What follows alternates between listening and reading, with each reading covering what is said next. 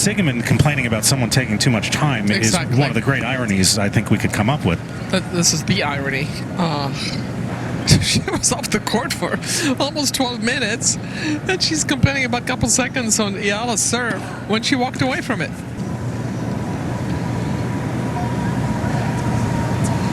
A lot of errant tosses from Ayala. Wind's picking up. Where's she going?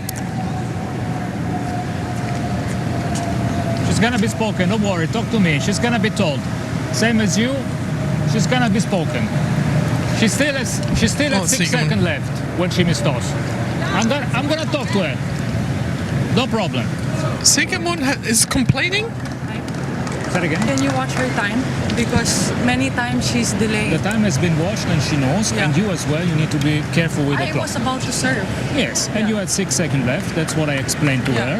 But both of you need to have a look at the clock. Yeah, but she stopped the point.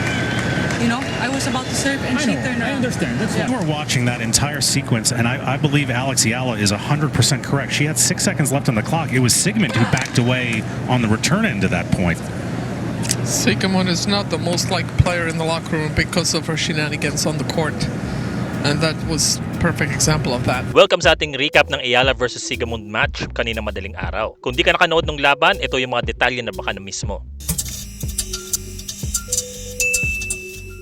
Sulit na sulit ang puyat ng mga nanood ng live dahil wagi si Alex sa score na 6-7, 6-3, 6-3. Isa ito sa pinakamahabang laban if not the longest match sa kanyang career dahil na rin sa delaying tactics ni Sigmund. Nawarningan na nga ang German player for time violation noong first set dahil lagi siyang lumalampas sa 25 seconds na service time limit. Kahit mga commentators inip na nga rin sa serve ng Ate Laura nyo.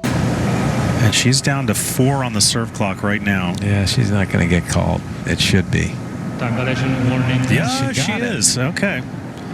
That, you could argue that was overdue. Ayon sa kanila, nakakasira ito ng rhythm ng receiving player. Sa buong set 1, naghahabol si Sigmund pero naitabla niya ang score at naipuwersa ang tiebreak dahil na rin sa dami ng errors ni Alex. Kung di ka familiar sa laro ng German player na to, notorious na siya talaga sa ganyang pagkabagal-bagal na serve at mind games. Itong taon lang sa Australian Open, may ganitong issue din si Sigmund. The box, so perfect timing. Oh, she was not ready. Oh, hang on. There's going to be drama here.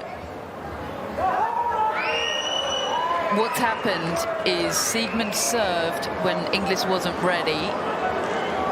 Ginawa niya rin to kay Coco Gauff noong 2023 sa Australian Open. She's never ready when I'm serving. She went over the clock like 4 times. You gave her time violation once. How is this fair? No, you're calling the score after the point is over. It's not like we're playing long points. You're calling the score like 6 seconds after the point is over. After this match, you missed her like 4 times. She's never ready. It's not like we're having 30-ball rallies. It's 2 balls. She's going to... I'm not going... I'm going a normal speed. Ask any ref here. I go at medium pace speed. But she can't. It's every single point. And everybody in this crowd knows you're not doing your job. I've been quiet the whole match. Why do you think they clapped when you gave her a time violation? Because she's been missing for like 6 points. At ngayon, ginawa niya rin kay Alex Ayala sa second set. After ng set 1, nag-break siya sa locker room. Pagkatapos bumalik siya sa court after 11 minutes. Samantalang 7 minutes lang naman ang binibigay na maximum time break. Tapos nung 2-1 na ang score at malapit nang makalayo si Alex, dito na pinili ni Sigmund na umpisahan ng palabas. Where's she going? Kung mapapansin nyo, may 6 seconds pa si Alex bago siya mag-reset ng serve. Pero reklamo agad si Ate Laura sa umpire. Spoken, don't worry, talk to me. She's gonna be told. Same as you, she's gonna be spoken. Hindi ito pinalampas ni Alex at nagkontra-reklamo din siya sa delaying tactics ni Sigmund. Many times she's delayed. The time has been watched and she knows, and you as well, you need to be careful with the I clock. was about to serve. Yes, and you had 6 seconds left, that's what I explained to her. But both of you need to have a look at the clock. Yeah, but she stopped the point. You know, I was about to serve and she turned I around. understand. That's Hindi rin naging effective ang padrama ni Sigmund dahil hindi nawala sa focus si Alex. Nakapag-convert siya kagad ng puntos pagkatapos ng eksenang ito. Hindi na ulit nakahabol or nakadikit si Sigmund sa mga sumunod na sets. Pero pagdating nung third set, sobrang lalong humaba yung laban. Paano kasi bawat set umabot sa deuce o tabla, maliban na lang dun sa pinakahuli o yung set point. I say this is not going to be a deuce game. Do you? I'm going against the grain. Should get good odds here. One eternity later. Oh no! Martina. Martina.